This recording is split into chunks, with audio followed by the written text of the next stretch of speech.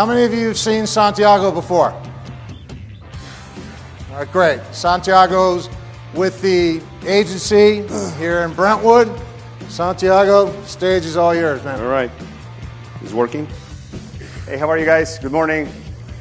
Wow, full house today. I love seeing full house. You know, that means that a lot of people here want to make money. They want to go and make it happen. So, you know, I've been here before, and I always talk about like energy level and what you do in the morning and how you prime yourself on this. And people always ask me, why you so much energy? How many cups of coffee you had today?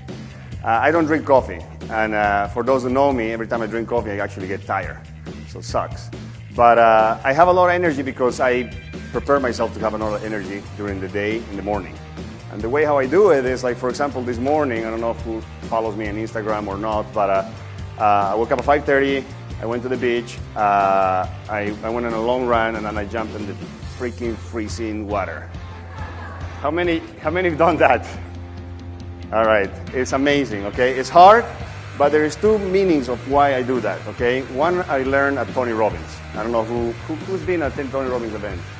Amazing, right? Okay, so I see some things that he does, and I find them amazing, and I take it, and they work really good. So who's walk on fire? Okay, wow. So he explains the meaning of that is you want to command your mind, your body, and yourself to do stuff that you don't think you can do. You're the boss. You have control of what's going to happen and what you're going to do. So I decided to apply that into the ocean because I don't want to be turning on calls every morning. So I jump in the water and I literally go saying that, you know, I'm going to do this because I command and I'm the boss of myself, and I'm going to go in there, and I jump in the water, and it was so cold, and I made a noise that I never heard this morning.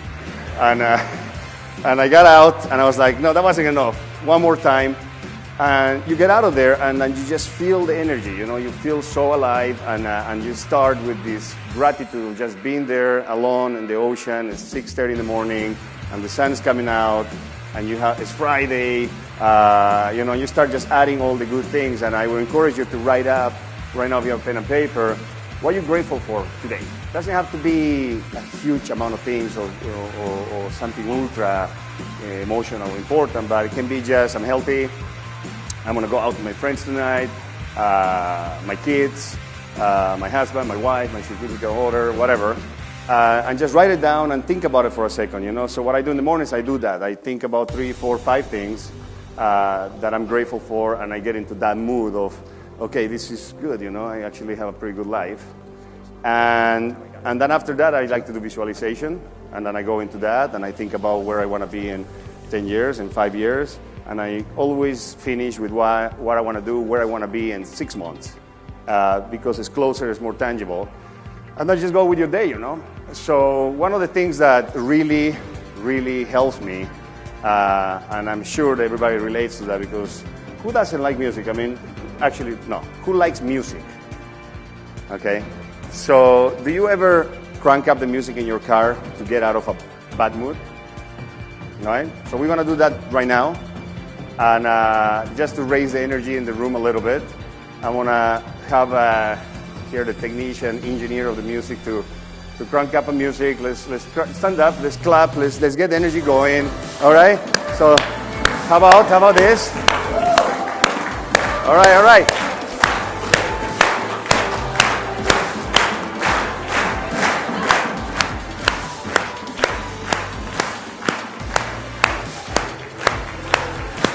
Awesome. Everybody. Yeah.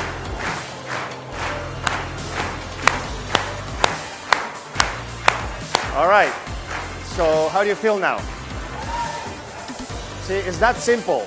It really is, okay? And you've seen this before. You heard it, you watch videos, you know it. How often you use it? You can use this multiple times a day, okay? So, you open an escrow. You're freaking pumped up. I just opened an escrow. Yeah. And then the next day you get a call and the guy says, I changed my mind. How do you feel? It sucks, right? It's like literally you go from here to here, right? unless you have multiple things going, which is the plan, being busy enough, so where one thing goes down, you have 4 other ones that are working, so you don't get affected as much. But getting affected and being really bummed down is a choice. So if you have that happen to you, do something. Go jump in the ocean, go and watch a movie in the movie theater. It's going to take you out of that state. You need to step out of there, and you can change that mood and that state in literally, how long it took? 30 seconds of a good song. Everybody's feeling a little different and excited. And then you just start focusing on other things. And don't go back and torture yourself about the deal that didn't happen because it didn't happen is done. Move next. So I want to do this exercise for you just to encourage you. I do this multiple times a day. I get in my car and I crank up the music. If I'm going to an appointment, every time I'm going to an appointment, I put a loud song that I really liked before, like I did right now, before I came here, because you want to bring that energy to the room. If you walk in a house, and I say this probably 100 times, and they interview 3-4 agents before you, and you walk with this energy, those sellers are going to feel it. And I can tell you how many times people told me, it's great. I don't know why, but I want to give you my house. You're great. Feels good. You have great energy. I literally, those words. And it's bringing that energy to the house and being like, positive and energetic and happy. And I can do this. And obviously, you need to be knowledgeable of your market. You need to know what you're doing. And you need to, that's a given. So, use those tools, whether it's music, whether it's meditation. Exercise is great, and I like to do exercise because it engages your body.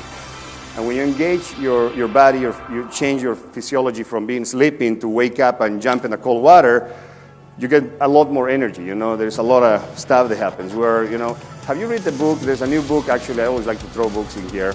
But before I throw that book, everybody should read the book that Chris Voss has written. I read it.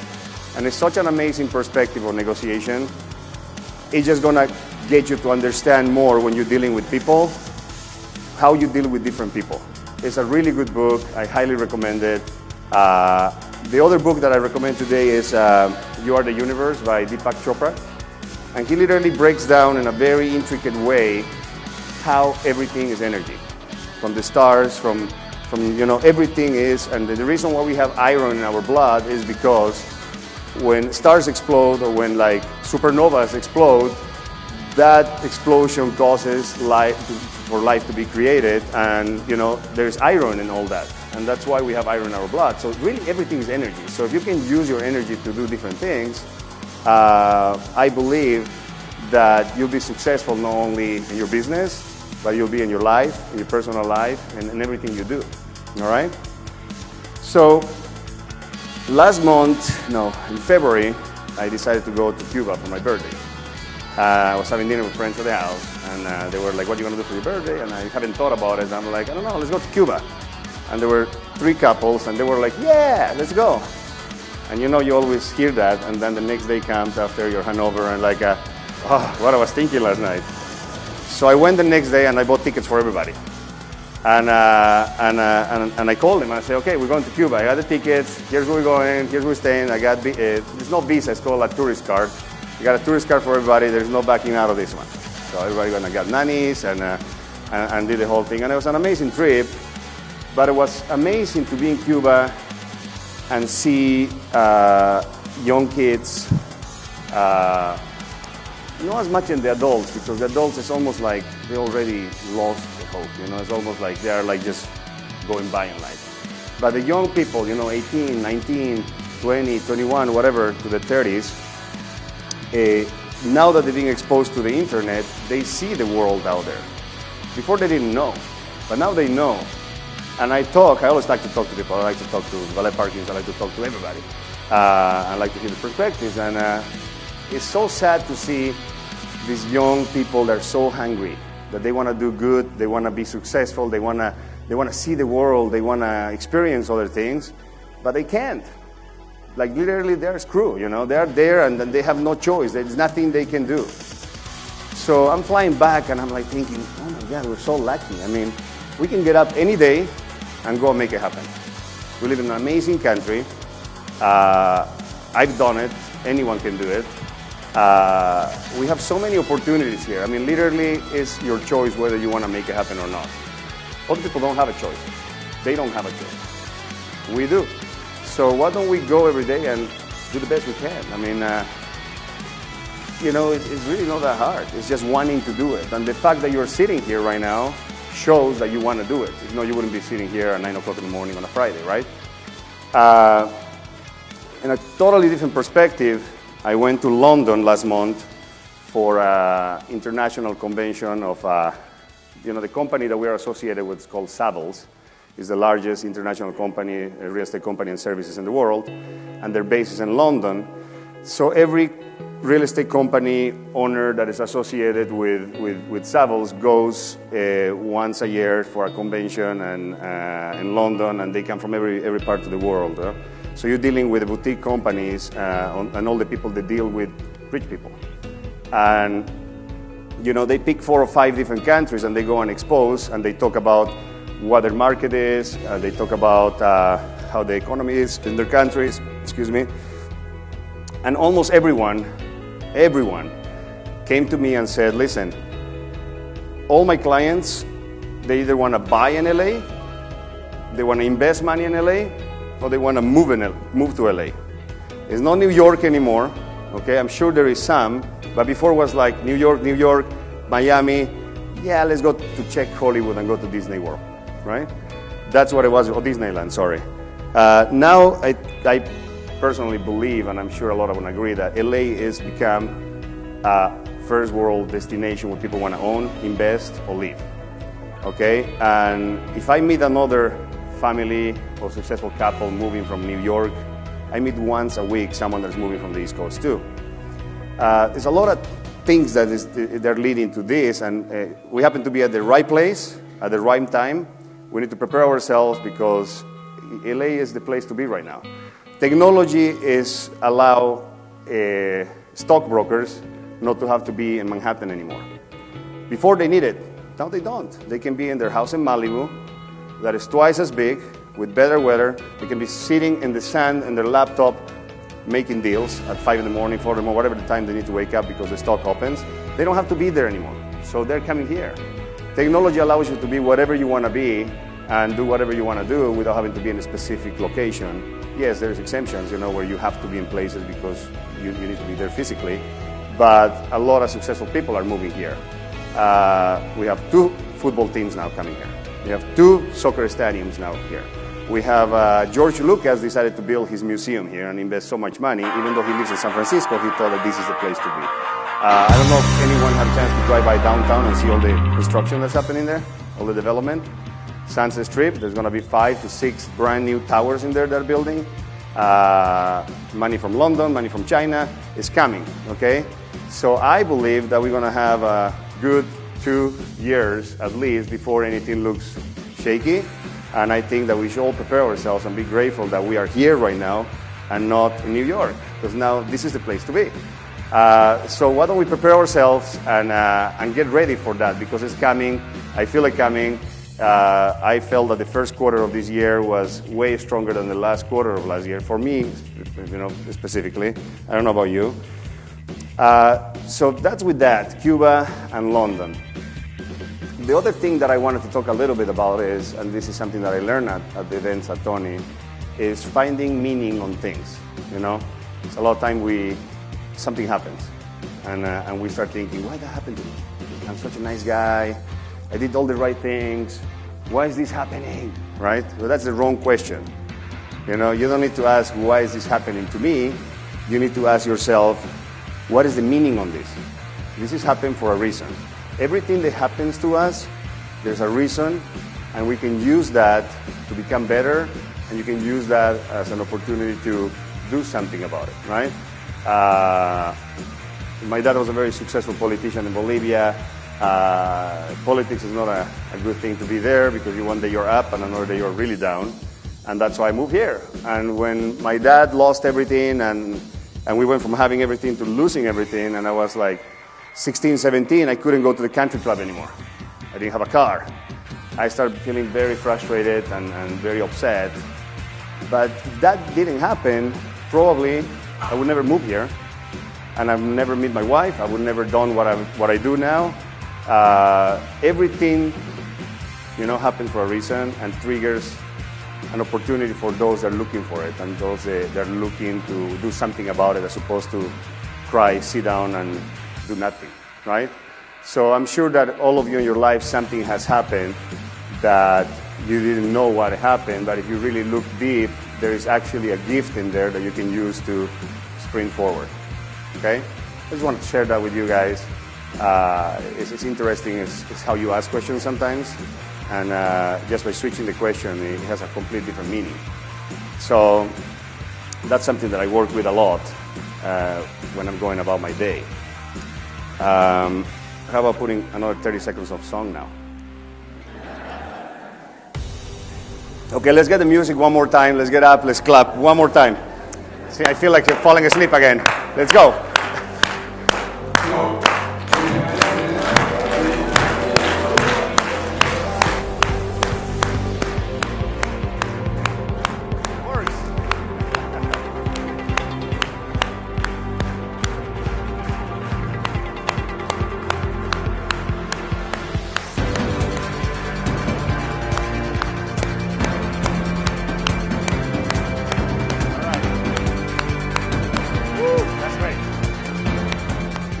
This? What is in the market? I mean, obviously to get to 100, I need to sell something big to get me closer, or I need to better get busy on opening 50 escrows, right?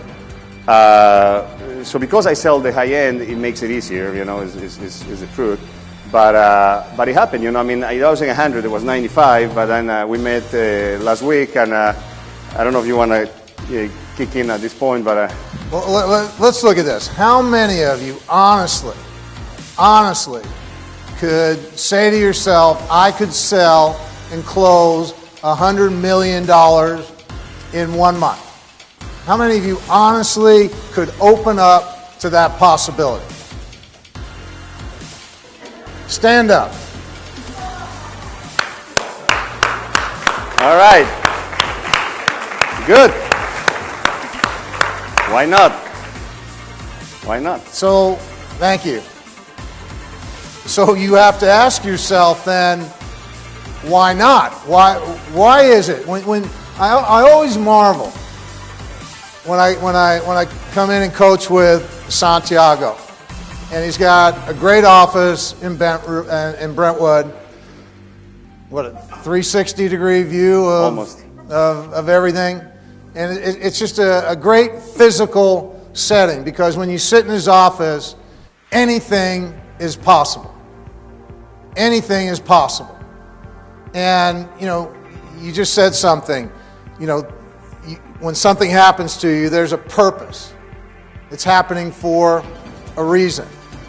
And you have to ask yourself, why is he up here? And you came to this country 12 years, how long ago? 14, I think. 14 years ago, not speaking any English, and no money. $200. $200. And here he is 14 years later, and the goal this year is $500 million. Thank you. And what he talked about earlier is true. At the end of last year, at some point last year, the goal was $500 million last year, and he saw he wasn't going to get there, and he asked me, should I lower the goal? And I said, absolutely not. Absolutely not. That's the goal, and we keep going after it until we get there. And this year, again, that's what we're going after. So ask yourself, why can he stand up here and have that goal and be open to that goal? And you're sitting where you are with whatever story you have. How many of you have a story that's as good as Santiago's?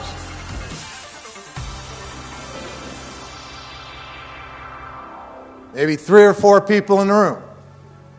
Does everyone realize you have a story?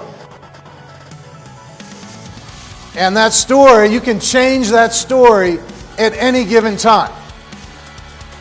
And you have to look at him. And the reason why I bring Santiago up on a regular basis, because I want you to see someone who is doing it.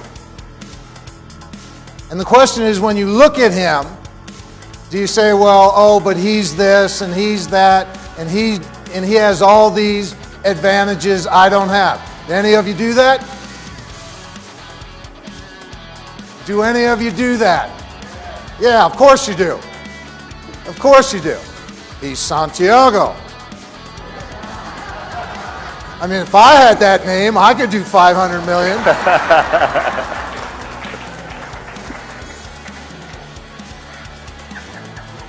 By the way, I didn't think my name was so cool until I moved here.